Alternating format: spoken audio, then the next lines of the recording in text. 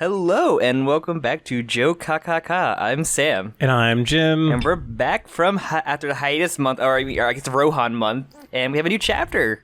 We do chapter 25 of the JoJo Lands, Yes. part 9, JoJo's Bizarre Adventure. You know, we're a podcast, we talk about it. You come here every month, and yeah, welcome back. Yeah, we talk about JoJo Part 9, JoJo Lands. The JoJo Lands. Yeah, at the Rohan month, we're back. You know, at the Rohan, after Part 7 anime announcement, you know, a lot of stuff has happened apparently between the last two chapters. But I guess before that, we got to shout out the patrons who support us with anything they feel comfortable leaving. Those if you beautiful want your name, Jokakas out there. If you want your name shouted out, you could also leave whatever you feel comfortable leaving on our Patreon. So, the people who we are shouting out are Jajingus, Mellyfloor, Truffle, Gilbo, Odds, Perpetually Angry, Blueface, Illicit Pencil, Classic Andy, Neon Classic Nen, Andy. Sabbath. Is there anything else, Jim? Scroll down. I'm trying. Scroll! And Call Me K. Thank you very much. Thank you. I hope you enjoyed the drum roll for the last one. Yeah, Call Me K, really getting the star treatment. So thank you again. So once again, it's crazy that anyone donates to us. And if you want to hear your name read out next time, just drop us a little $1 due or however much you want to give. So yeah, let's cut to the chase. JoJo. Yeah. Part 9. We're talking about a manga. Yeah. And it would make it harder to try to read this now because the whole manga dex situation. Yeah, so I just want to, just for historical context, there was apparently a pretty big takedown of a lot of series on manga decks. Yeah, I guess you use our podcast is like a historical state what would happen in like the world or what we thought at the point. It kind of is in a way. Remember back in the day when other trans Scanslater Dog Park entered the scene? There was like a little mini scandal that whole month.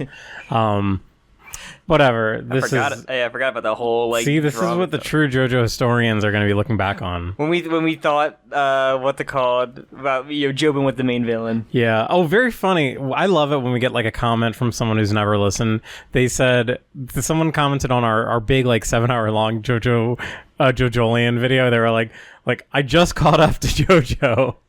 Like, I'm very happy to hear that other people also thought Jobin was going to be the main villain. Everybody did. There's a reason why we say it should have been Jobin. It feels like I'm just like an old, like, I'm like that guy at the end of Indiana Jones 3. I'm like the Knight Templar that's still alive and like, yes, please join me. Yes, find the cup of Christ. All right, so let's actually talk about this chapter, though, unless you have anything else to say about the whole manga. No, it just sucks. A lot of people, we would love to support the official release if there was one. Yeah, I think it's a very interesting sort of gray area that this entire, I don't know, subculture, this element of the subculture exists where you have no other way of consuming this media that people want to consume greatly. So you have people doing this work essentially for free, and then they get their shit taken down by the company. Rightfully so, from a legal standpoint. We were saying, we only just now got, official releases for Part 7, and so, a lot of JoJo we had to read, we couldn't support the official release. Yeah, so. Literally. There was no physical way for me to read Steel Ball Run in an official way when I read it. When I would love to support watching, tokusatsu stuff. There's, a similar, where, fans translate it to English, and, only very limited stuff is actually officially released. So, we would love to watch it or have a description that had a lot of it on there, but there isn't. Yeah, it just makes me wonder, these must be conversations that these companies have, and they must just deem it to be of little importance. Really, the only thing from Japan that's really trying to take advantage is, Ultraman. The franchise has been posting, English translations or dubs, onto their YouTube channel, after it airs. Wow, that's really interesting. So people can, actually, view it and watch it and, get hooked to it, because, that's really smart and cool. I just don't know why they don't do it. Especially something like Ultraman, all these Sentai shows, they're so merchandise forward. Yeah. You'd think that you'd want more people to watch it, because then that's more people that's going to buy the shitty Chinese plastic merch. They have to import a lot of stuff, other than the model kits, which is the only thing I do. I can really do to legally support stuff, other than going to Japan to buy merch, or I go to conventions and buy overpriced plastic bits. So I guess that's just kind of a little relevant conversation. A note in the history of I guess the manga stuff. Yeah, of the JoJo fandom online. I think it's very interesting looking back on it. One little tiny anecdote before I move on. When I lived in Austria, listeners might know that I studied abroad in Austria when I was in college. It was the best thing ever. This would have been back in 2014-ish, that era, 2015 maybe. And the show was a show called Suits, which I think is still existing. They got a new series, but it got canceled. So I believe Meghan Markle, who is somehow a duchess or whatever. Some random person. Yeah, she's an American woman who's a British duchess now. She was this TV show, I don't care. But the funniest thing to me is that the way that I, a little American boy, would be excited for the Kill la Kill scanlations to come, or what's not scan, the translations. There were Austrians who loved Suits so much. I know, it's like a huge but didn't speak English, so they would have to wait for. But no, get this: there were same day simul subs of Suits. It's literally European. Completely done by fans. It's European tokusatsu with Suits. Literally, it's like there were same day complete subtitled in German for the German. I would assume mostly Austrian audience, because Germans, if you're not aware, Germans speak English quite well. Austrians have a stereotype, at least from me, that their English is not as good or as widespread, but whatever. This is not JoJo, and people don't care. We're dropping our viewers. I mean, and it's all my fault. The people who are here for part 9 are here for the long run. So, I guess should we get to the chapter? Yes. So, what's it called? Chapter 25. What's it called? Lame Chabang's investigation. That's her character, right? Lame is okay. I should have looked up how to spell this. I don't know how to pronounce this. I am the worst person to ask how they pronounce it, but yeah, the police officer is Liam, and Ningbo is the firefighter. Is he fireman? Yes. Or at least a former firefighter, because for some reason he's the one that knows how to use the gun more so than the cop. Yes, she is a cop. I forgot about that. Rocky's I feel like on his gun phase, because he's there's a lot of guns going on here. On this chapter art, like where he just has like the Uzi with the silencer. Maybe he's also big on silencers now. It is really cool to have guns in a stand fight and then actually be like kind of threatening. I like that. I was gonna say the fact that he has a full on like mini a submachine gun, but also having a stand that can just blow you up is like insane. Where like either your stand is a gun, or like you need the gun to benefit your stand. Yeah, well, Bobby Jean did the same thing. He had a gun too. He had a gun, but people also assume his gun was the stand, or like the sound, or what could like. I don't know if that was ever confirmed. It was never I think confirmed. he just was using his stand to. We just never saw it. To me, yeah, we just never saw it. It might be one of those cases in parts where we get like a thing like, oh, this is what a stand actually looked like Midler. Oh yeah, just way later, draw. Like we had a Midler design into a fighting game because he didn't have a design for her. I do think it's kind of funny because think about the first thing that Jotaro does in part 3. Is he tries to shoot himself. Yeah. And his stand is so powerful it catches the bullet. So we're kind of like taking away that before stands were like immune to bullet. Like they make you invincible to bullets basically. But now stands have been like really weakened to the point where it's like, a gun is helpful actually. After Mista kind of stopped, unless you had to fit your finger or nail guns essentially. Yeah. But Rocky's definitely always had a soft spot for guns. They're very cool and fun to draw. I mean, you had the cool moment with like even Grateful Dead when like he went over to grab Mista's gun and shoot him in the head, but somehow Mista survived that. Yeah, the bullets got pushed out. Sex Pistols stopped it. They were friendly. But this is like the first time like does it been like not like a pistol? It's been like a straight up assault rifle. This is kind of funny. It does. I think it's an Uzi with it's an Uzi, but with a what's it called? A shoulder extender. Yeah, stock. Stock. Thank you. But I feel like this is the first time like an automatic weapon really has been there. That's not just like a bullet, like a stand fire, like throwing something. So technically, and people always. I'm not counting Foo Fighters shooting her. No, I was gonna say people always bring it up. Joseph in part 2 did have a Tommy gun. Did it do any damage to a vampire? No, but I think he did a lot of damage to that pizzeria. He also had grenades. Yeah, a couple. He had weapons, but like they were like did not kill a single person. Yeah, they're fine. Okay, let's talk about JoJo. So we cut immediately to it's called Eco, I think, the boutique owned by Meryl May. It's been closed. This is like a classic sort of crime thing. The designs of the two villains we have in this arc. I love the Fury boobs. Fury boobs are really funny. There are some times when I'm like, Araki, you just drew 2 fucking circles, my dude. And wrote the bubble letters in there. Yeah, they really are like bubbles sometimes in the way that only Araki can get away with. But I like the outfit design is so cool though. I love it. The glasses are so unique. They both look really great. They both look really different and inspired. Like you could say what's his name? Ningbo. Ningbo. I hate saying that name. It is, but yeah, they're all cities. I think he's the Singapore, I think so. Thailand. It's Thailand or Singapore. You keep forgetting. It's not you can make the point. No, he's China. He's China. She's the Singapore. Singapore. Oh, that makes more sense, I guess. Yeah, that's what it was. He has the carne eyes, but like other than that, he's carne if he did something other than die. But his body shape is pretty unique, and the way that his fire jacket clings to him is really inspired. Actually, they call him a brick shithouse. Yeah, and Fury looks unlike any other JoJo character I can think of. Or sorry, not Fury. I want to say Fury because I'm looking at her Furiosa. You know what, Araki? I feel like Araki was really inspired by Furiosa when he designed this character. No, that's gonna She's bald. He has to fight. What's it called? Kojima for like the Furiosa rep.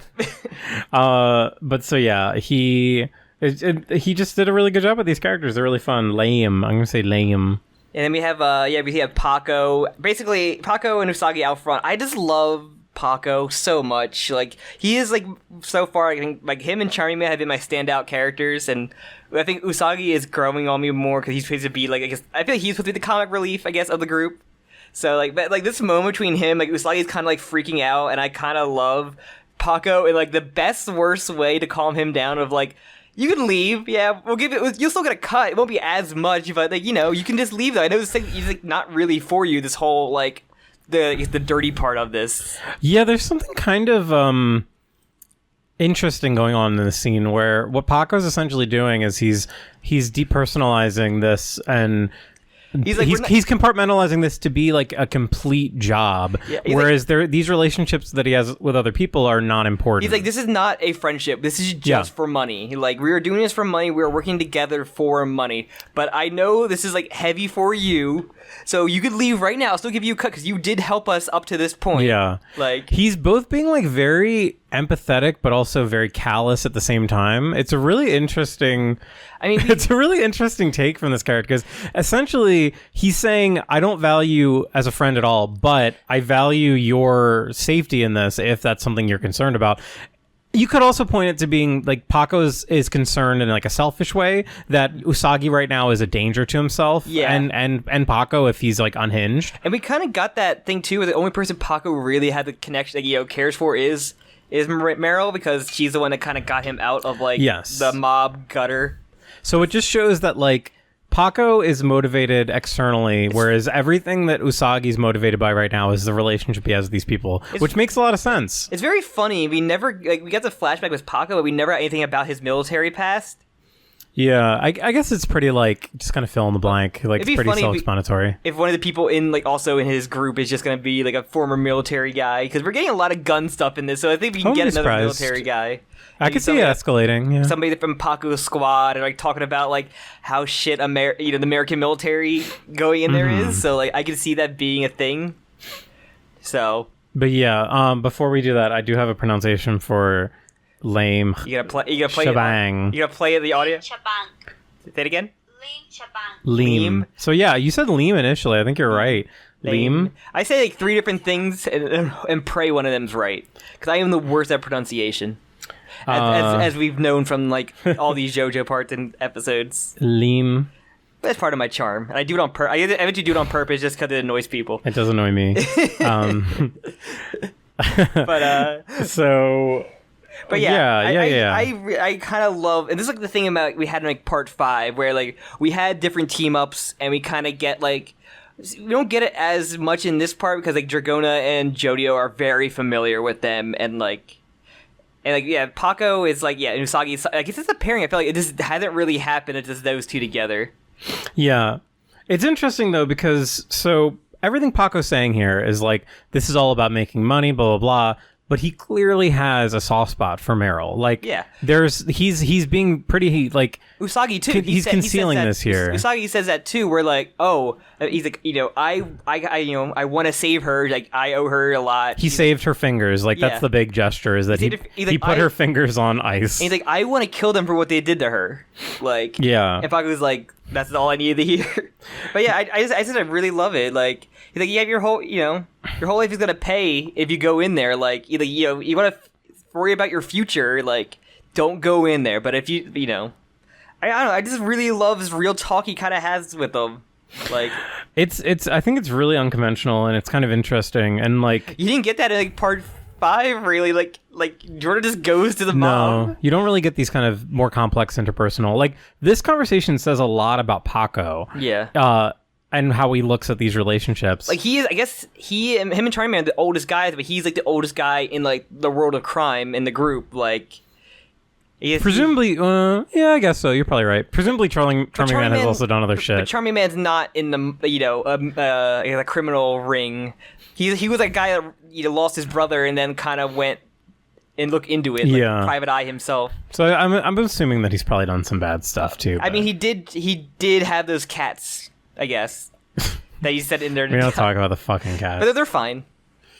But yeah, so he has her fingers saved. I don't know. I guess he'll save the fingers for if he meets up with Dragona to like smooth operator them back on, graft them back on. Yeah, probably. I mean, it's funny because technically what he's saying, the idea is like theoretically true that you could possibly reattach limbs like this so long as they're we have preserved it well enough. We have smooth operators, and we've seen. I would say that we've seen stupid stuff with healing stands, especially with like part 5 with like what the frogs can do, or like what the healing can do in part 5, and just shove plankton in the little holes and it'll heal. Kind of reminds me of Mitsuba when Mitsuba cuts her fingers off by accident, and then uses her stand to like push them back on because her stand is like. I forget because I love Awakening 3 Leaves. Or like, part 4 when Josuke just basically just regathered. I think with Okuyatsu who blew up. Yeah, Okuyatsu blew up and he just reassembled him somehow. Mm-hmm. But yeah, it's healing in JoJo. They always needed a healer for the most part, and it just works. Healing just works. Yeah. I like that it. I don't know. It is still kind of bullshit. That's what I like when they have a fight when the healer's nowhere around and like there's a little more tension. Like, well, that's the funny here. This is what's happening here. Like Dragona is like very far from them. That's what I liked about part 8 was just like they don't have a healer in part 8. Mitsuba healed herself, and that was the only incident. She would not heal them. And also, like that's my other idea. It's like sure that she's keeping them on for now, but like. Would she have to like sew them on? Like, I don't know. Man. Are they just gonna heal fine? Like, I mean, it's JoJo. I don't know. We'll never find out. We're never going back to Morio.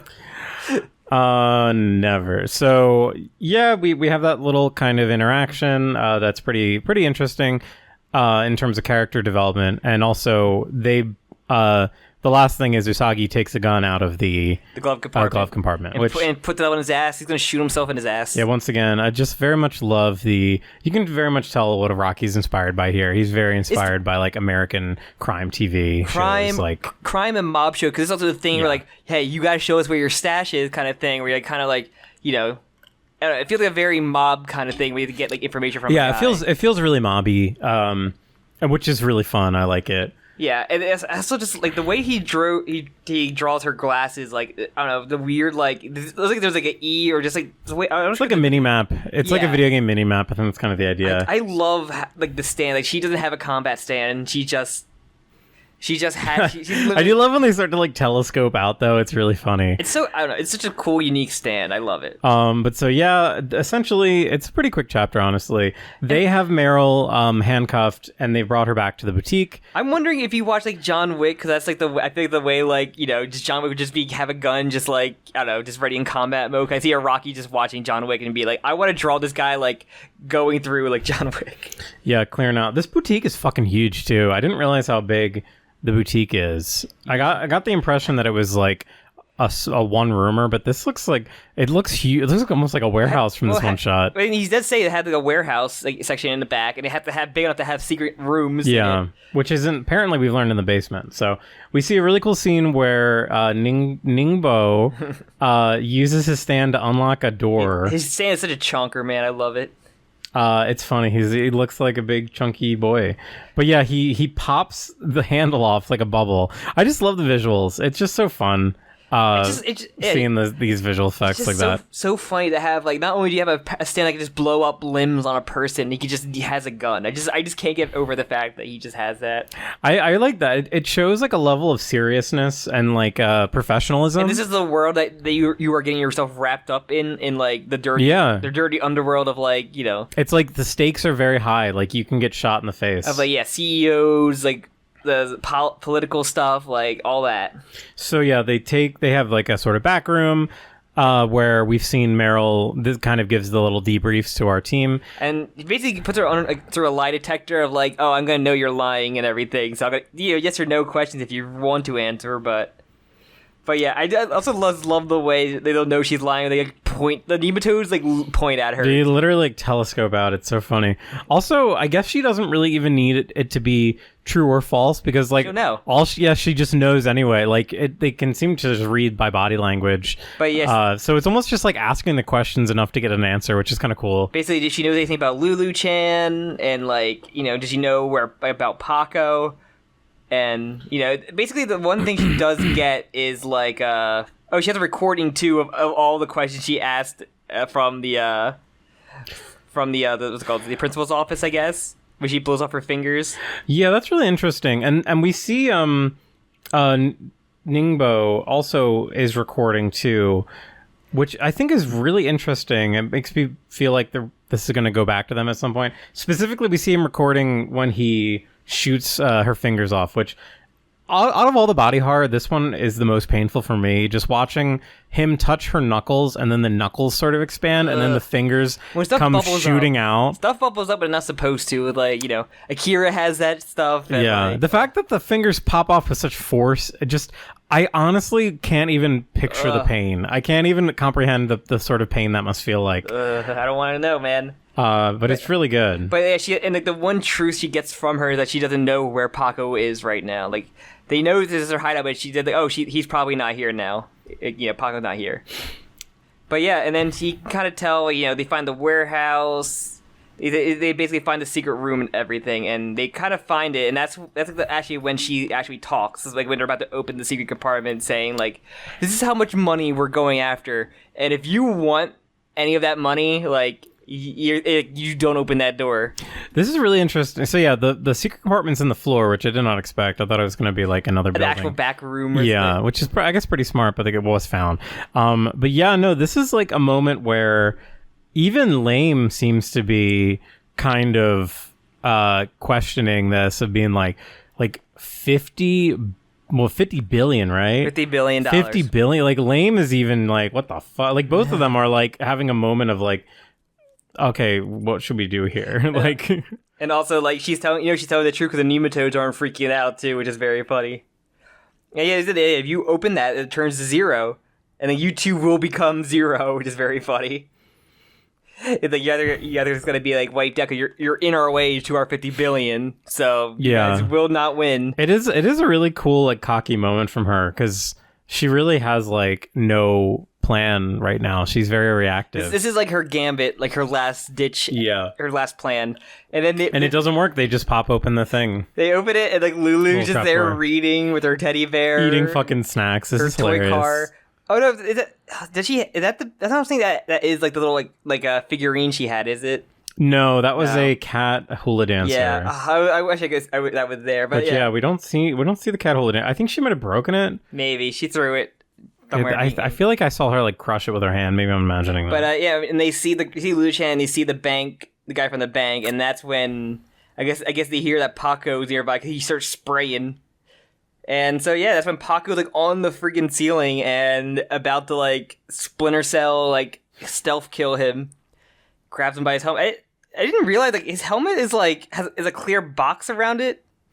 Oh wow, that is not very well conveyed. It looks like it's like the visor because you see on the panel above it, but it just looks like there's a clear box around it more so than the visor. It's really weird. Yeah, wow, that is crazy. It doesn't look like it could slide down on this helmet. It doesn't really look like that when it's drawn most of the time. Yeah, okay. I feel stupid actually for not noticing that. It's just very funny. Like this visor doesn't look like it can actually go down to cover his eyes. It looks like it's just there for show. But Yeah, in some panels it does. But the that's shot of, that's it. That's the chapter, folks. yeah, I just love this PACO art of him above him. Like, I love fucking the hustle just like graphing onto the wall. The hustle could just do whatever. It's just the Spider-Man wall crawling, but like. It is literally just like, remember in the original Spider-Man movie when you see the little like spider like strands on his fingers? Yeah, the like, little like grippers. That's like what I imagine like the hustle, but it's all fingers. It's like I love the hustle. It's like something from like Elden Ring. The starting bell rings on PACO first versus Ningbo. Yeah, it's awesome. I love it. This was a really cool chapter. It did feel pretty short. I will not complain though to get character forward chapters rather than just pure combat chapters, because that's been my biggest JoJo complaint ever. So I'm not ever going to complain when we get a chapter that goes out of its way to develop several characters. Yeah, I love seeing like PACO and Usagi like have a real talk. I love that. Like, it's not just goofy stuff happening. We have like two tense things going off there. I'm really hoping it's not switching back to Dragona and Jodio right now. It probably will.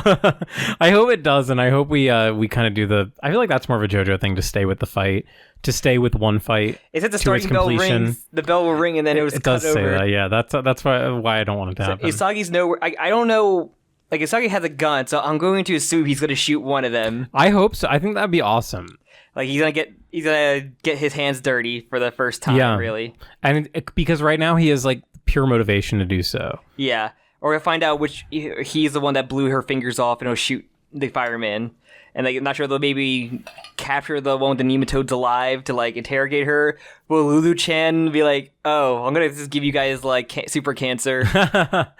It's funny with Lulu because Lulu has no connection to these people. She's just living, and they don't really have a connection with her either. They just know her as a missing girl. She's essentially living in a panic room. Yeah, it's cooler than it just being like her part of like.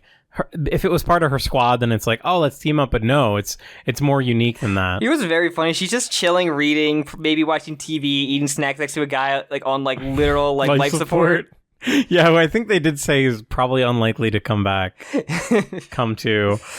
So funny. Yeah, but this was a good chapter. It pretty good. It felt weird after the hiatus month to get something so quick. I'm just saying, do you think Usagi like, because like he needs somebody to like give him orders to like copy something for his. He does, work. yeah. So I'm like, what did he get a copy of? Like one of their guns, one of their visors, or like her glasses or whatever.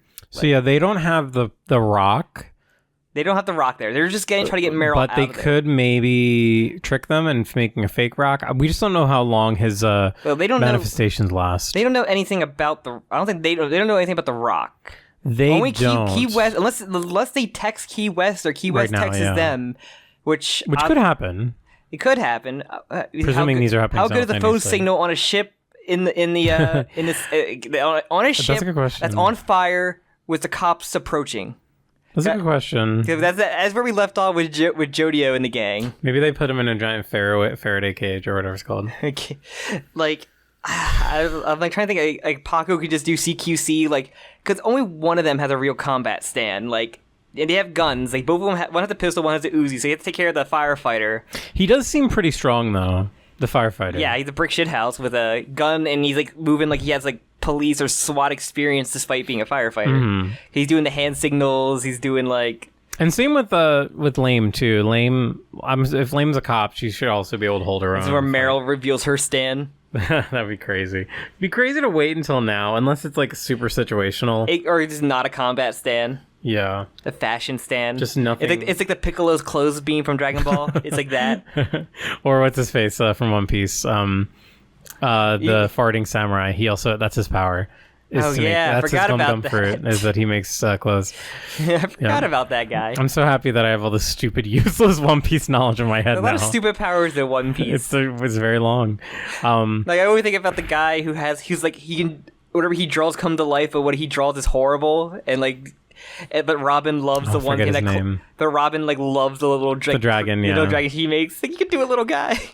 Yeah, I love that. But yeah, fuck, I don't okay. think what other else is like to say about this or predict because like it's just like I have nothing, honestly. We don't know. It was pretty straightforward of a chapter. If it is a combat chapter, do you think he will be one of them will be defeated in the next chapter? Or... I could see Ningbo getting defeated. I feel like Lame has a lot more potential to me as like a second to come back, and her design is a longer lasting design. Yeah, it kind of feels like that. Or like the other guy is just he looks like Carne, and we have the Carne mentality of oh no, you just see nothing of him, and he just dies. We haven't seen what Key West stand is, have we? Don't think so. Presuming that she has a stand, because why wouldn't she have a stand? Yeah. And we only got a glimpse of Howler's stand, but not what it does, and we don't know anything about Key West's, I believe, yeah. So, yeah, we'll see. I'm very interested to see what happens. Nematodes, unless we get like a different reveal that her power is special, or that maybe the nematodes aren't even her stand. You're just creatures she just domesticated. Yeah, I legit saw a person comment that, and I was like, this is just stupid enough to be possible. The virgin who just got so good at taming animals.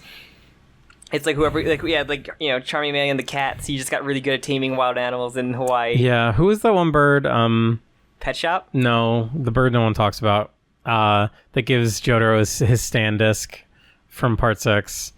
Savage Garden. That wasn't even that was just a bird, though. But the Speedwagon Foundation. Presumably it has a stand. The Speedwagon Foundation was just really good at training pigeons, the carrier pigeons. I think it was supposed to be a hawk.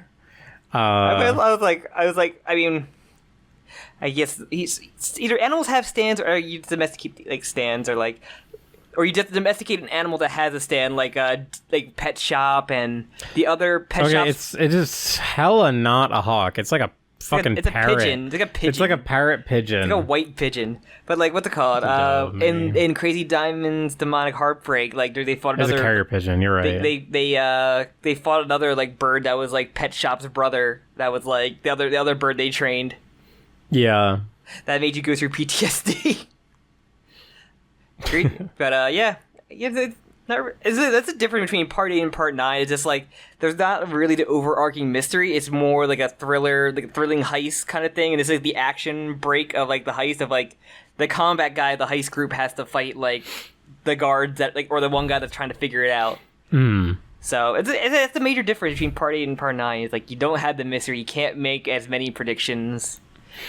Yeah, and in a way, it makes me more hopeful because the mystery element is what fell apart the hardest in Part 8. Yeah, and with this, it's more just I'm in it for this ongoing heist crime story. I'm just glad Araki is going back to like the group dynamic, like this, like a team dynamic, and splitting up the team into like twos and mixing up a little bit, like and giving us. It's very like Part 5 in that way. Like we're getting a lot of character moment fodder for it. Which is good. Yeah, it was fun, weird side characters that are also just part of like their own team, I guess. Like the Howler Company, like legal team, or like I guess disposal team, or Papa Howler. I still think Papa Howler will show up at some point because he kind of has to. Because I feel like Key West is like she's like the father hired a bunch of them and. He kind of knows that his son's a fuck up. Yeah, I feel like I don't know. Howler Jr. is just such an idiot that he has to have someone else that's pulling the strings. He's trying to fail upwards, but like he's like trying his best, and he's like, "No, we gotta stay on this fire ship. All you Gappies are staying on this ship. Do not abandon the ship." Man killed 1 million Gappies. It'd be the funniest reveal if one of them actually was Gappy. Just like never changed his clothes for like the years since Part 8. Several years, yeah. The only clothes he knew. It's been about 10 years, presumably. Like, wait a minute. This man has 4 balls over here. It is kind of crazy to think we're already at chapter 25.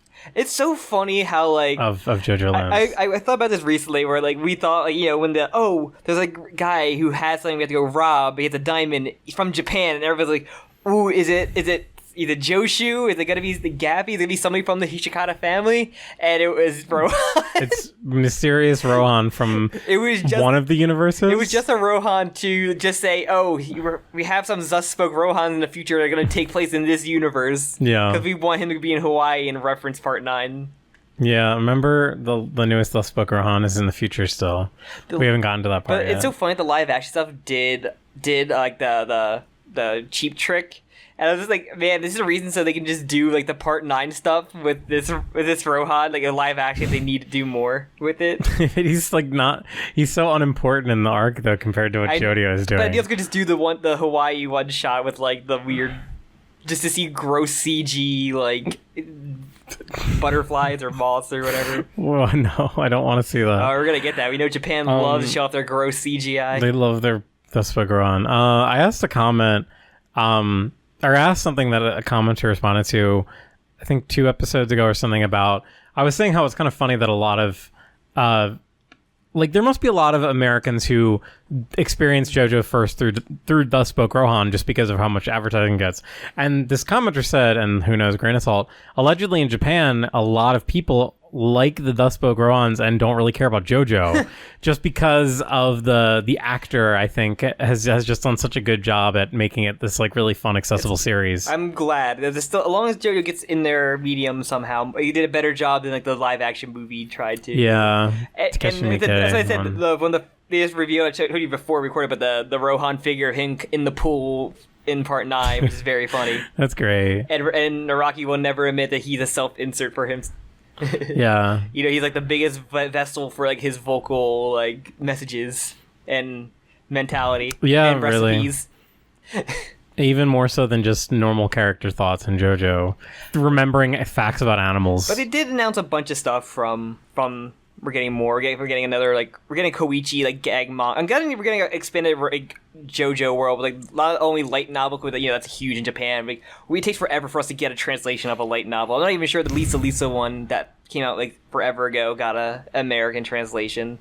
They're coming out with a part 5 one about the Hitman team, like a Risotto Nero short story thing, which is these sound be so cool, but I don't want to read a light novel. I don't. I'll read an audiobook. If somebody actually translates more some of the JoJo short stories, that'd be a cool. The only one that I've ever quote unquote read is an audiobook of Purple Haze Feedback, but that's the which was pretty good. That's honestly, the one people don't shut up about. It's Purple Haze Feedback and George Joestar, the only 2 people talk about really. Yeah, but just George Joestar for the absurdity of it. Yeah.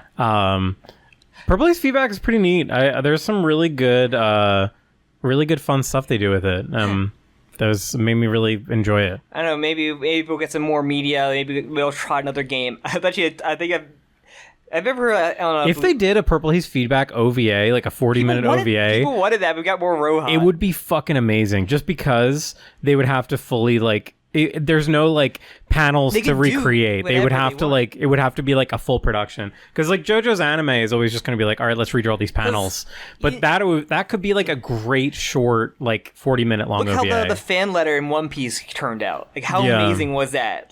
Just completely original. You but have the story. You just had the visuals is that you can do. They'll give you. You just need to get someone follow the prompt. Like her from, I forget that director's name from One Piece, but you need to get someone who's so passionate about Fugo in particular, and then just let them go wild with it. And it's I guarantee that it would probably be the best thing that comes out of JoJo. I would love that so much. In terms of anime, I would say. We have the part 7 hype train right now, so we gotta see what hopefully that turns out good. But I remember I was talking on Blue Sky, I think, a little bit about the JoJo fighting game of Aeon, and just I was man, it's crazy that it's the roster of that game, they just put 2 Diegos in there and 2 Poochies. And in what? Which one? The new All-Star Battle okay. arc. And the DLC selection was so weird because they just they were the part 5 characters are all cool, but here's Stroheim again. You gotta. Here's, I guess, Wonder Review's the only part 8 rep, but we won't update Gappy.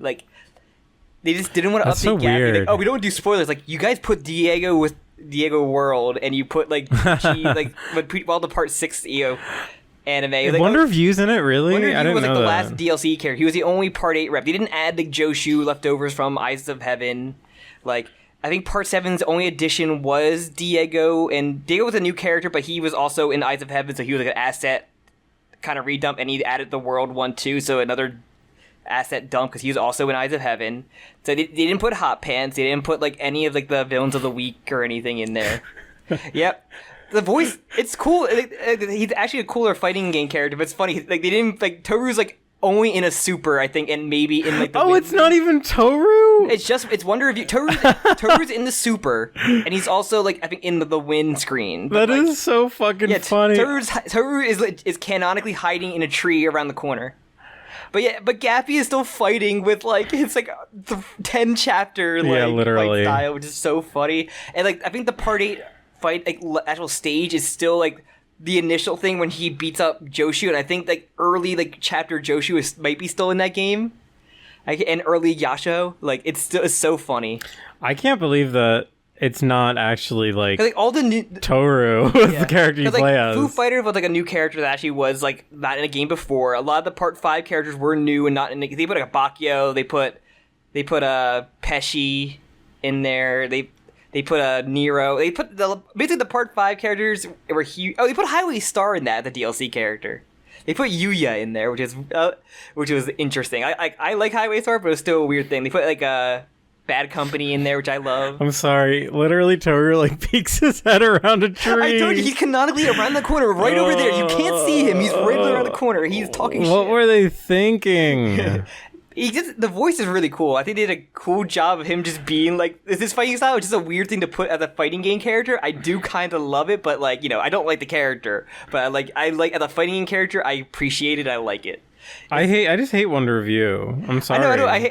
I'm sorry. I'm just biased. I know. I understand. Like I'm in the fighting game. In the fighting game mentality, I kind of love it because it's such a bizarre character to put in the fighting game. But like Toru's a nothing character to me. But no, it's very funny that he did that. Yeah, he was the only Part 8 DLC character. Everyone was like, I think there was 2 season passes. The first season pass, everyone was like, "Where's the Part 8?" Or like, and it was like nothing there. Like all like. It was like they put Stroheim in it again. Like it was just like here's some characters that like it's stupid. Yeah, I can talk about fighting games way too much about that stuff. Yeah, I wish they would have just fucking made a new one, like and maybe or just add all the characters from Eyes of Heaven into the base game, and then you can just make new characters for the season pass that everybody wants, or like do a poll of like popular characters that people want. Because like I would have loved to have Jobin in there. Or, like, they didn't dump Joshu in there, update Gappy, or at least put another Gappy character in there. Even Yasuo, like, also would be nice. They had, like, a cis character. Mamazuku is a perfect... He has enough attacks to fill out a fighting game. Here, you get the final... You get the last villain of the part, and that's all you gotta get. I love referring to Wonder Review as the last villain, and rather than main villain, because that's what it feels like. The final villain is the guardrail. That's true, technically. Same thing with Part 5. The main villain is the final villain of Part 5 is The Rock. That's true. I can't believe they did that again. And Toru is just around that corner, right over there. I swear, in the Part 6 level in the prison, he's around that tree in the prison. That's so I stupid. swear. All right, it's very funny to me just to think about the stages of All-Star Battle R. Just like he is in Egypt. In the city, but he's behind that one tree in the city of Cairo. That's so stupid. He's just right there. All right, I'm done talking about this. I'm sorry. I just love the idea, like the canonical, like, and there's also a plane flying right over this prison in Florida. Yeah, and then that's a super, by the way. Yeah, I saw that. Yeah. Bring your mic a little closer. But it is very funny. That game became like an assist-based fighting game, and like that is interesting. I just wish that it wasn't like a fighting game from like. From a PS3 game. I think they should have done it. If they do a new one, do it in a way of Marvel vs. Capcom 1, where like I think it's Marvel Capcom 1, but like the assists are like a bunch of characters that aren't playable characters. Yeah. They're all a bunch of random like assists that have like one move. And Isn't Mortal Kombat kind of doing that with the newer one? They did a cameo system, yeah. They did that with that, but they're more intricate. Where like the ones in MVC 1 were like did one thing. And I think that would be benefit, especially some of the weirder stands that can't do a full move list, or you can just animate the stand or something like that. Because you can put in freaking, oh my god, you said the name earlier, the evil Pet Shop. You can put Pet Shop in without he's playable in that without game. making him broken, without making him the most broken character. He's only broken in the Capcom. I know the original 2D one, but I think that would be the coolest thing they could do. But like I don't know. Arc System Works announced they have a new game. They don't have a name what it is. They said they have the new game in production. You don't know what it is. You don't know if it's One Piece, DBZ 2. I would love to do a J-Stars from them. Probably would be like the coolest one. Is J-Stars the Jump Force? Oh, okay. J-Stars was the fighting game they had before that on PS3 that had Jonathan and Joseph in it. and like it was like a 2v2 arena fighter. It was like Eyes of Heaven more so. Yeah, I think I've seen some of that. I don't know. I just I would like them to make a game like what you're talking about, where it's a little more crafted, rather than trying to include every single character. Let's be a little judicious about it. You could do a tinier budget one. Like, have you seen anything on the Hunter x Hunter game with like a very very small budget, but the people that made Marvel vs. Capcom 3, it's very much plays and like stuff taken from MV3. Is it out? I think it's out. It got delayed because they wanted to add rollback. So, interesting. But I think it's out soon because it was playable at Evo Japan and it looked crazy. Like, I was watching gameplay of it. It looks so ridiculous, like Marvel vs. Capcom. Hey, I love 3 so much. But like the roster is weird in that game. So like, and they have a small roster because it's weird that 3v3 had this small of a roster. I think they Skullgirl's kind of the same thing. And I think they announced like they have a season pass for it. And I think we announced the first character for it. It's the cat from Chimera Ant. Neferpitou. Yeah, they're gonna be in it. That's cool. That would be my character. But the roster is weird. They have like the volleyball guy, the dodgeball volleyball guys in it. The bombers are in it. That's interesting. The ones like some of the spiders are in it, like Mochi or Maki. Maki, sorry, as I said, Mochi. Maki's in it. Crollo, of course. Is it Pete? Who's the dude with the collar over his mouth? It's like ooh, you're stretching my Hunter knowledge. Pito is Neferpitou. I know. He has like a sort of like, I think it's supposed to be like a Chinese sounding name or something like that. He might. He's one of the spiders that's just in there. That's funny because his only like canonical attack is just like world ending. Yeah, I wonder if he had the install super where he just turns into it and just like launches like a nuke. He's like the Phoenix or something in that game. Yeah, right. Like it is a really weird roster. I would love to try it when it comes out. Yeah, as long as the price isn't like stupid, but like, something like that with like maybe a smaller budget. You can have it like just a weird absurd like get the people from aiding to do it like he was doing the Hunter x Hunter game after that one. Like I could dig that one. But no, that's enough for fighting game talk from me. No more fighting game talk. All right, are we ready to do Root Beer Talk? Yeah, you can go first. All right, welcome to Root Beer Talk. This is the part where we talk about things that aren't JoJo. That we've been doing, watching, or playing. Yes, so... do you want to do the one where we both did first before we start? Oh, yeah. So, about almost close to a month ago now... Like, basically, like, right after the Rohan chat. Yeah, literally. We went and saw Pretty Guardian, Sailor Moon, The Action Live, I think is what it's called. Yeah. Which was a live musical stage show that Sam and I saw. They actually came to Philly. Yeah. They were at the Miller Theater. The Miller Theater. We went.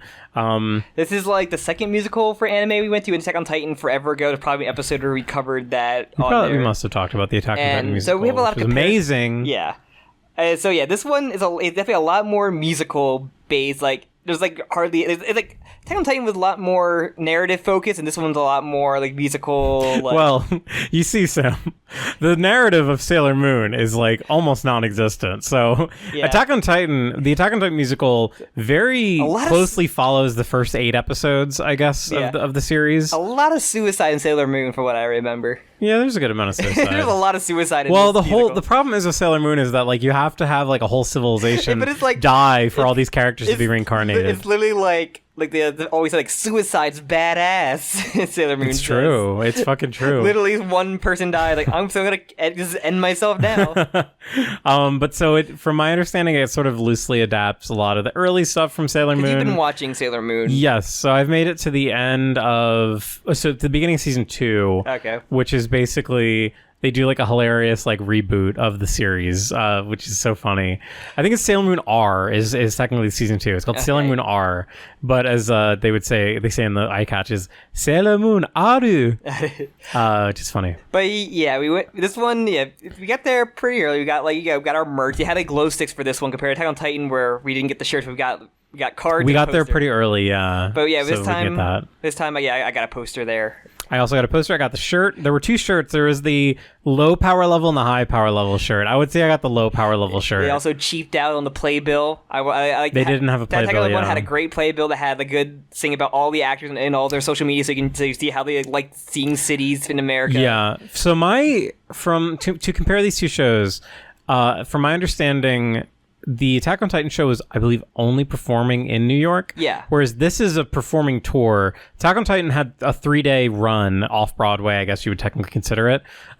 This was in Philly, so obviously not New York. Yeah. And also, as I said, part of like a multi-leg trip. So that's probably why it didn't have a dedicated playbill. And this one needed this one didn't need the space like Attack on Titan needed the one for the puppets and yeah. Attack on Titan and had multiple set changes and like the wire work and everything. Yeah, this one had one consistent set that they used. But it was just a lot of songs that had things, the lyrics were played behind it on like the one screen behind them. Yeah, I would say that was probably the coolest thing. So Attack on Titan just had the theater we were in had big like side subtitles, so there were big like screens on the side that had all the subtitles because they had to use the big middle screen for like Titan effects and it was impact. a much more ambitious show because it's more of a show, whereas this is more of like a stage musical whatever. But the costumes, having the English translations behind the characters animated with them, I thought was awesome. That was a really great there were touch. some cases where the subtitles blended with the background sometimes. Yes, that's kind of the downside of doing it stylistically, is sometimes you make bad stylistic choices and it's hard to read them, or they're the way that subtitles slowly coming on the screen to match the speaking, but they're not on long enough to read. Like, it doesn't happen too often, but I do have a couple funny observations. First off, the costumes were great, though. Yes, costuming was awesome. The crowd was also awesome. Okay, we had two different crowd experiences from like Attack on Titan. With like everybody was like more like we get the first pop off when you see a character like when any of the main characters come in.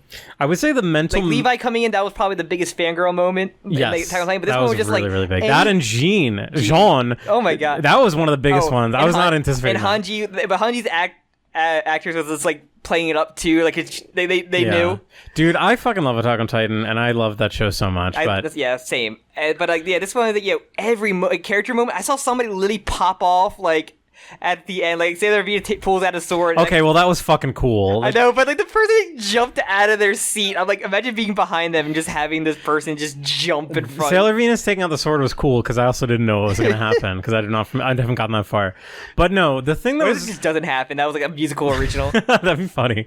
That's why everyone's so surprised. People had a gun. The crowd was wonderful at both shows, but I would say that like the crowd at the Sailor Moon show was a little more immature in terms of like the reactions. Well, and you in narrative Attack on Titan, you get like more into it with the narrative, and like Attack on Titan, so you kind of want to see what happened and like really actually telling the story.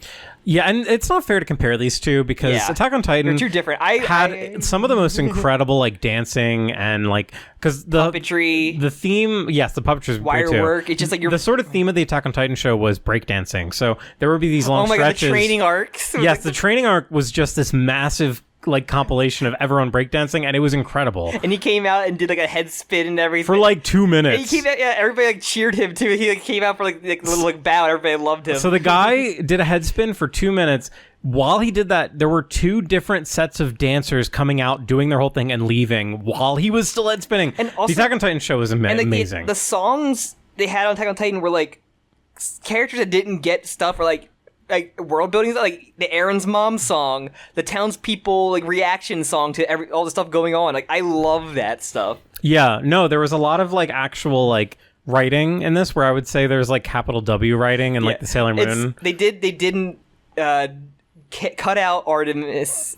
And Artemis and Luna was like only in there twice. Yeah, Luna. They just had Luna as a background effect, like which is fine. The thing is though, and like I liked what they started to do with it. Like they give a whole like intro scene where all the girls come out and dance and give you what you want. Character introductions and like their relationships. Well, not even introduction. They just literally show all the characters and dance at the very, very beginning so that everyone can cheer. And then they have a little intro where Usagi, Sailor Moon, is like, oh my god, I'm late for school, oh my god. And they do like a whole song about it. Yeah, in which I'm like, okay, yeah, this is like her character. Like, this is good. But then it just becomes like, anytime all the girls are on screen, it's literally just, they all get a moment where like, I am the love fighter, I am Sailor Mercury. And then they just do that for all of them. And I'm like, okay, I've seen you. Like, to the point where like the Sailor Scouts introduced themselves so many times, it was like I was watching fucking Cats.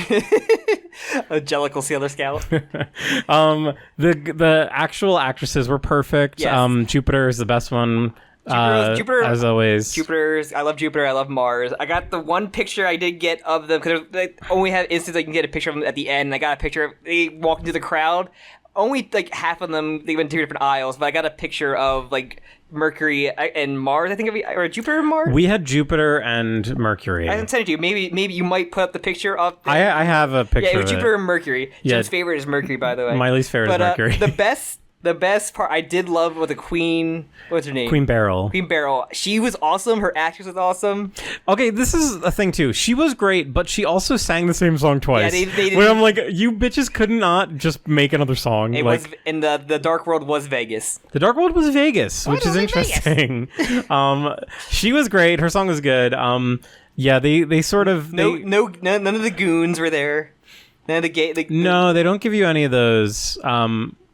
Which is a shame. They do have the best like performers aside from the singer, the main cast, were the background. There were like 3 or 6 women who would do a lot of like the background dancing. Like, at the end they had like the ribbons or like whatever the thing that had like the image come up there was really cool. There were some neat little effects. Mars had like the hand fire, like the Iron Man hand cannon thing, but like they had the fire effects up there. I forgot about that. Which was cool. Like when he did their signature attacks, I really did like that. Yeah. Some things that I felt crazy that they didn't include. No attempt at a transformation sequence at all.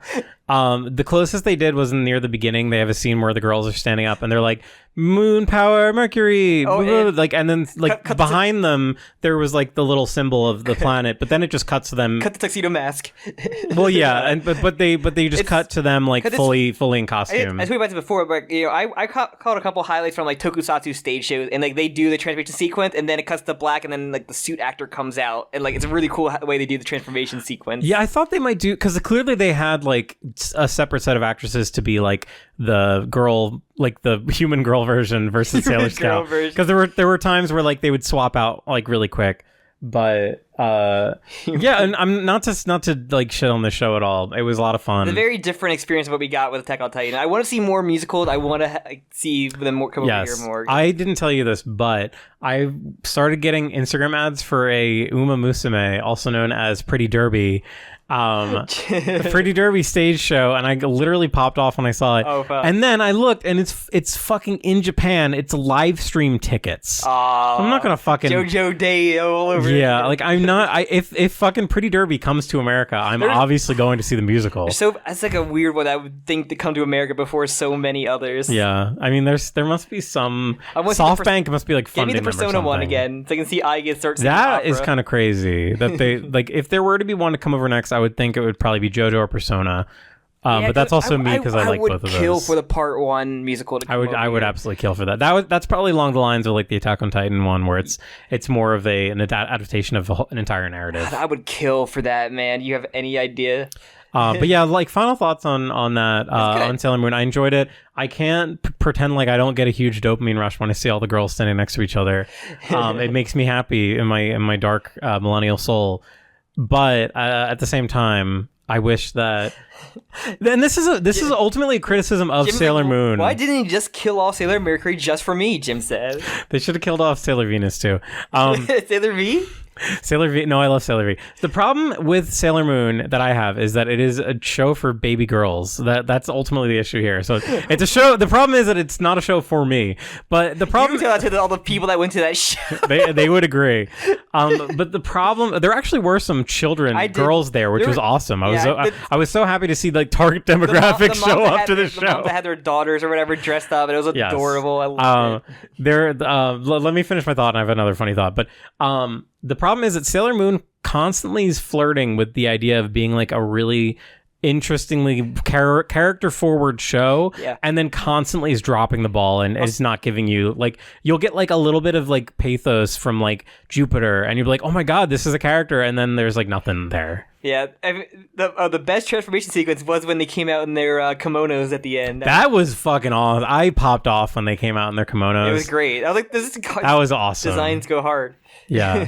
But no, the other thing I wanted to say is there's a clip going around recently. I think it's a Love Live show. Oh, God. It's some idol show, but the funny thing of this clip is like, all right, clap because it's like there's like a like clap going in the background, and then you're supposed to clap when they say like your demographic. So they're like, all right, middle schoolers clap, and you're nothing. All right, elementary schoolers, and like nothing. High schoolers like 1, college students like 2, and then it's like people part of the workforce, and it's like everyone claps. It's kind of related.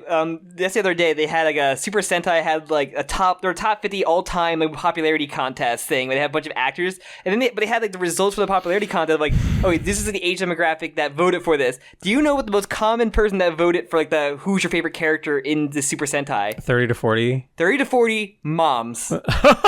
Okay, would not have expected moms. Yeah, because moms have to watch the kid, and they just love how like these like all of them are like models or become like idols or whatever, the actors. So they just like love these like okay, I told you this before. There's a trailer for like a Kamen Rider movie with all the team ups, and the trailer had to reveal all the characters that are coming back, and the crowd when they appear are all the moms in the audience. It shows the crowd shot of the audience reaction, and all the moms are like freaking out when each one they show. That is fucking adorable. It's amazing. I love that. The kids are like quiet, a little bit excited. They may have an action figure in their hand. The moms are like freaking out, like seeing like, oh my god. Oh, I love that. I love that like moms and sons are going to see the new Kamen Rider. That just I feel like I relate to that a lot. The fan reaction. Hey, there's a reason why the Kamen Rider pipeline is them ending up in BL. So. I think I've said this before, but my mom recounts a story of when she took me to see the first Pokemon movie in movie theaters. It was a big event. Yeah, I was part of the Pokemon generation. Yeah, I was there at one of those showings. And so my mom, who like watched the shit that I watched when I was 8, she knew what Pokemon was. So she knew that like how silly and dumb it is. And then she's in the theater and like looking around at like there's a scene where like the whole screen becomes Psyduck's face. I was Psyduck. She's looking around and all the parents are like dumbstruck. Like, what has my child been obsessed with the past like 8 months? I love that. Yeah, no, my mom was always watching. My mom, I've talked before. My mom's watched a ton of anime. My mom had to watch me and my sister watch wrestling growing up, and she's like, "Oh, that guy kind of hot. I'll watch it for that. I'll see Batista. I'll see Eddie Guerrero." That's so funny. It's so humanizing. All right, but no, Sailor Moon the musical was a blast. I loved it. I loved going to support it. All right, go ahead on your. All right, I'm gonna make these quick. So the one I've been root beering lately has been Claire Obscure, Expedition 33, the new French JRPG that has come out. I talked about it a lot with Sam, talked about it a lot with friends. I can't say much more than it's fucking amazing. As someone who's played like limited Final Fantasies in my life, I still appreciate like incredibly. It's got a little bit of Nier in its DNA. It's got a little Persona. It's got a little DMC.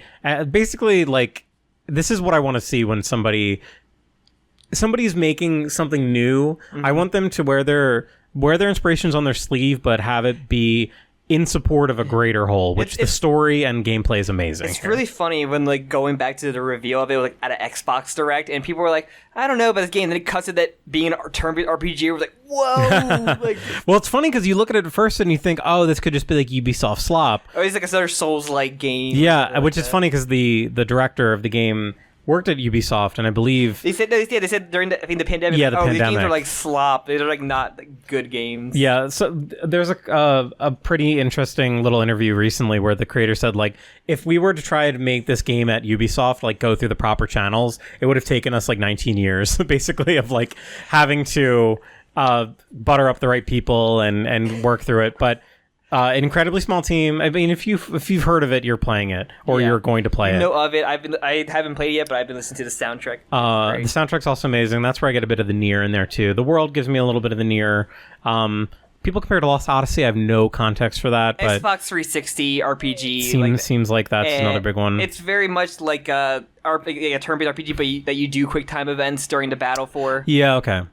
I think it's on Steam, so like if you wanted to see like what the Lost Odyssey inspiration is, you could probably find it on there. The problem though is like any game I play after is going to be a step down. I know, but if you want to, I want something in the vein. I want to play some of the inspirations maybe to see how like what they really pulled from there. Like it's really because I was playing Bravely Default recently, and I put it down to play Claire Obscure, and I don't want to pick up Bravely Default again. I've been starting a little bit because it's on the Switch emulators, like the Game Boy one. Like trying Golden Sun out.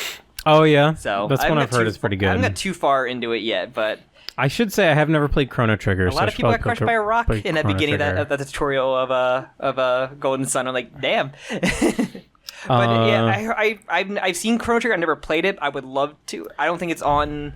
They've been saying there's going to be a Chrono Trigger remake at some point. Like, same thing with the FF9 remake, which I'm like, I want to replay FF9, but I've been hearing this remake that might be happening, so I'll wait. I honestly don't know a lot about the FF games, but I'd like to. I love FF9s and 14 are like my favorite games. So I've only played 7 and I haven't beaten it. So I've never rolled credits on a Final Fantasy game, a FNAF game before.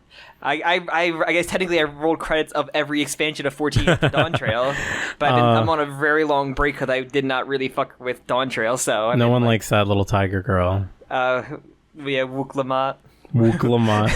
All right, I don't want to keep going too much, but my other thing is I've been watching for the first time Sopranos. Oh yeah, your New Jersey roots are coming. It was funny. I could never. So it was always growing up because like we always went to my dad's on Sunday. We stayed over Sunday night, so at my dad's, and when he always played Sopranos, we had to go to our room because we wouldn't, hear all the cursing. But he played it loud enough I could hear. Fuck you, man. Fuck you, Don. Have you puss. ever? Yeah, big pussy. There's big and little pussy. Have you ever watched it? I've seen a bit. I haven't watched it. I've seen like bits and pieces of it though. It's one of those things where you hear people talk about how good something is your whole life, and then you watch it, and I'm almost on season 1, and I'm like, wow, it really fucking lives up to the hype. Yeah. If in ways it exceeds it. There's one very funny parody. It's Mad TV parody of Sopranos, but it's like on a Christian channel, so they edit it, and the joke is just the editing of the thing. So like he goes big. But yeah, that's the only thing I really know. I've seen bits and pieces. I've seen some clips. I know James Gandolfini's great in it. He's wonderful. It's so funny having seen Breaking Bad. It feels like there's so much Sopranos DNA in Breaking Bad. I've seen the movie that came out about the prequel with James Gandolfini's son playing Tony. Oh, you've seen that? I watched it over at my dad's house. I heard it wasn't good. Yeah, it wasn't that great. John Bernthal's in it. James Gandolfini's son's in it. Who does John Bernthal play? Does he play Big Pussy? No, he plays. Was it Tony? His uncle? Tony's. Or he plays his uncle. He plays Uncle Junior. I don't know. No, I don't say Junior. He plays like a relative or like a mob or one of like the mob guy that gets like a. I can see him playing Tony's dad. I can't look. To me, John Bernthal is a cartoon character. I can't see him as not a cartoon character. If he was Big Puss, it'd be very funny. No, Big Puss. He kind of looks like the Big Pussy actor. The Many Saints of Newark, I think it's called. Yes. I don't think I'll watch that, but I fucking love. It's like a prequel thing. I even not knowing anything much about there, it was like very much like, oh wow, look at this foreshadowing here kind of thing, or like. When this character grows up, he really doesn't like this guy. It's so stupid. No, everyone hates. He was prequels. Johnny Soprano. Okay, so his dad. He was okay. Tony's dad. Okay. I think. Maybe I don't know. I don't take your word. All I know is that's the one thing. All I know is Tony. I know his wife. I know the wife. Carmela. I think I know the children. I know Big Pussy. I know the old guy from the meme of him just like pointing at. There's like a meme of like I forget the older guy, but like it's like one of his Uncle Junior probably. I see the white-haired guy with the thick glasses. I know the glass guy. There's also another guy that's just like I always just see him in a meme. I don't know, but I love it. I can't get over it. It's so funny hearing them use a lot of language that would never pass. Now, one of the white guys did say the N-word. One of the Jewish guys said the N-word, and I was like, damn. That's just a racist. That shit would not be allowed now. Or if it would, it would be like the most talked about event in television. I mean, you gotta show off how racist the North Jersey Italian men are. That's true. They're very racist. It's just it's so funny how like you understand that Tony Soprano is horrible, but you just love him. You just can't help his therapy sessions. Find him so charming. And yeah, the therapy's great. Like, it's so funny too. Being like, I mean, I'm tangentially Italian related. I have Italian family. Mm-hmm. My whole like father's side is Italian, so I just see so much of this shit in like my personal life of like. A lot like the whole thing. The biggest conflict initially is like Tony being in therapy is like he could get not put away, but he could get like taken out by his guys for that because that's seen as weakness. Yeah, get clipped. You'd be seen as weakness to be in therapy. That's an Italian man myself, Jim. I'm gonna see you out fishing after this. There's also a really funny thing too where one of the characters gives his girlfriend really good head, and she talks how much good about it. He's like, listen, you can't talk about it. The boys are gonna call me gay. And she's like, what do you mean? You're like having sex with a woman. He's like, no, but he's like sucking pussy one day, sucking dick the next day. And then you know what? It gets out and people call him gay. What the fuck? It's so funny. That was what 2000? Like was it technically 1999? Okay, I remember it started like 1999. And I had a jump scare because in the opening credits they show the Twin Towers. Oh yeah. And I was like, Tony's gonna take those down. That theme song. It's great. Woke up this morning, took a bite of gabagool. Woke up tomorrow morning, took another bite of gabagool. There's a story about that theme song too, but like, I forgot the story. There's something important about this thing where like wasn't even like because the first choice I think for his theme song. Oh really? Or like it's incredible. It's a perfect some theme story song. about that song, but so yeah, I'm only in season 1. I'm very excited to watch more. Gonna get some nice gabagool. Dude, the craving for Italian food, some thinly sliced meats, has been overwhelming. There's already been a scene where Tony walks in, just grabs meats and cheese out of his fridge and eats them. It's great. I love prosciutto and mozzarella. Prosciutto, mozzarella. The cravings for Italian food have been overwhelming. We always have those. So, the benefits of having of Italian side of the family. But, anything else then you were playing? No, that was it. Sorry, that was long. I really only have I played through the Oblivion remaster. Despite it being a remaster, they kept it like charmingly jank still. Like it seems like they really did, almost faithfully so. It's crazy. Like I'm impressed at how much they captured, but like still upgrade the graphics, but still kept the weirdly uncanniness. Like the character models are changed, but they're still so freaky. The combat still kind of like similar. Like everything just feels like the janky mess that I remember. Like walking into a house and then like the physics of like the stuff in the shelves just fly out because it's like not right. I'm like this is a mess. The only problem I had it crash a bunch of times for no reason. Oh but, yeah. Like, that's part of the beloved jank. It's just Bethesda. But like I love it. Oblivion's one of my favorite games of all time. It still shows why like the quests and everything. Like I did like all the guilds and everything. The Thieves Guild final like heist is so cool. Like there's so many stats. I'm like, oh man, this is like people loves like Skyrim's one of the best selling games. But, like there's like this has so much more sauce and quest wise than Skyrim did. Like the going exploring like. This is a weird quest itself. Like, oh, here's a ship. It's a ship inn. You go to sleep. Robbers come in there and unanchor the ship and take it hostage to rob it. And then I'm like, oh man, this is so cool. Like Dark Brotherhood, Murder Mansion. You have to silently kill one of them and turn everybody against each other to kill them. Great, awesome quest line. Like, there's just so much cool shit in the quest. Everything. After that, I went to watch the because it's Polygon. I think it's closing down. I watched the Unraveled with the Skyrim books and everything. I was like, oh. I love that, yeah. Oh, the Polygon thing really upsets me, actually. Not to get on a tangent about that, but I follow a lot of guys Giant from Bomb there. also just finally had to bought themselves. They bought themselves out, which is kind of a win for them. Yeah.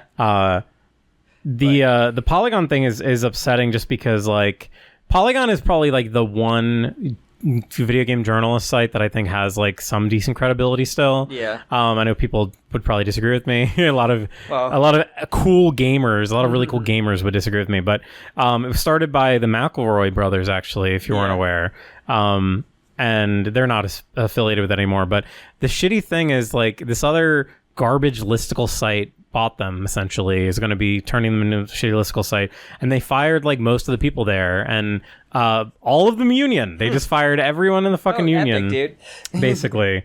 It's just really shitty, especially going back to like, it's almost like a sequel to all the shit with Kotaku that happened, where a lot of those people were also union members and were subsequently fired, or really unionized, actually. But yes, it sucks.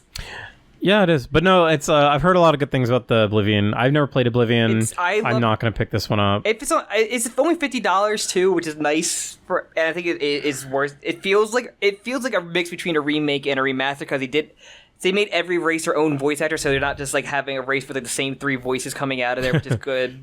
Like, some of the charm is still there. Like, old content creators are coming back to recreate, like, the Bacon who's recreating his old, like, content clips. Gamer Poop came back and, like, recreated some moments in there.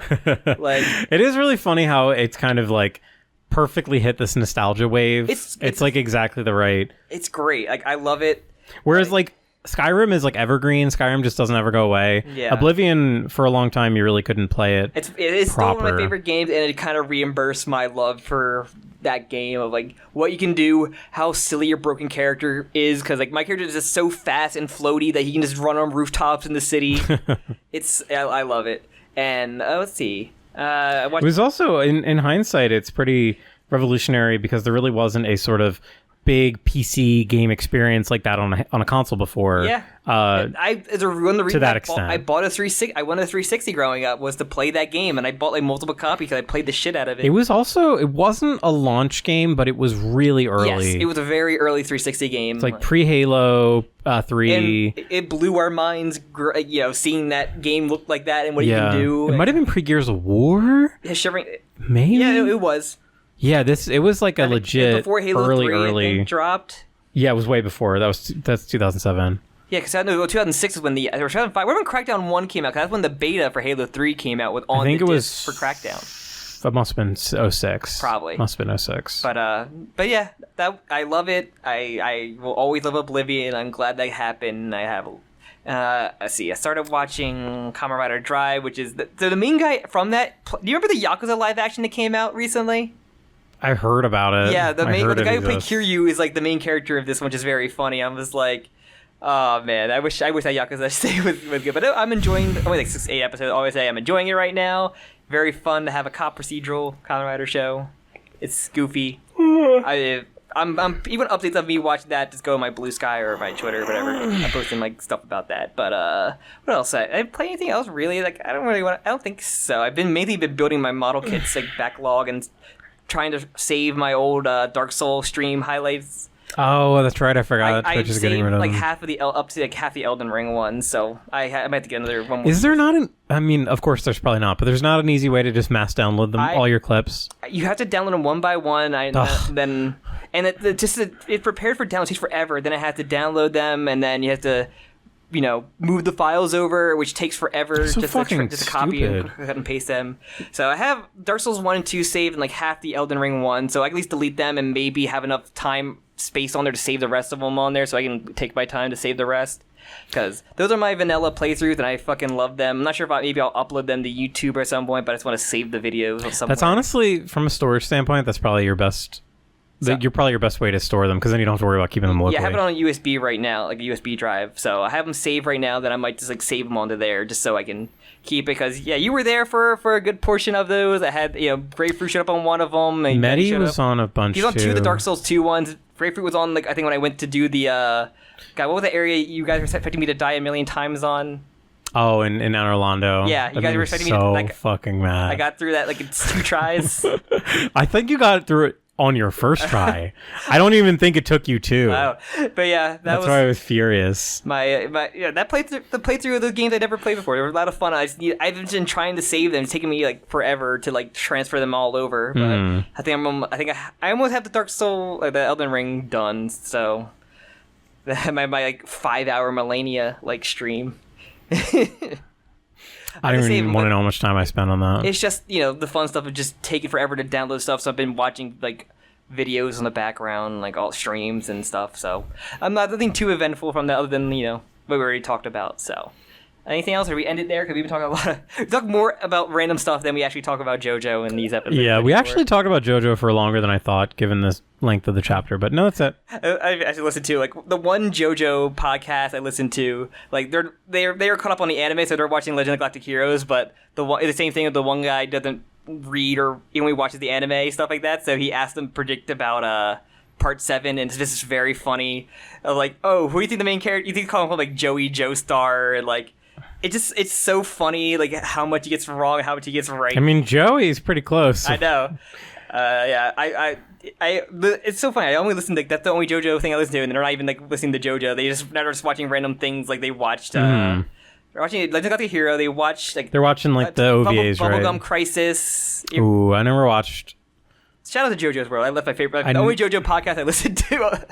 Other than this one, which we know you listen to religiously. Yeah. But it's so funny to hear like what people think Part 7's about. And like, it's such a departure. Like, I don't think he even guessed it was a race or anything. But yeah, I guess I'll wrap it up then. Yeah, let's wrap it up. Plug it up. All right. Thank you so much for listening. If you like the podcast, leave a review, leave a comment, leave a like, subscribe, all the little things to help the podcast. If you want your name shout out at the beginning of JOKAKAKA episodes, you can leave whatever you feel comfortable leaving on our Patreon. And I guess that's it. There's some social media, but we hardly I on social media more than the actual podcast one, so follow at your own risk. Yeah. At your own interest. If you have to download Twitter, that's the risk. And with that, I think we will see you next time. There's no hiatus next month, so we're good. Hell yeah. I'm looking forward to the next chapter. Yep. And we will see you next time.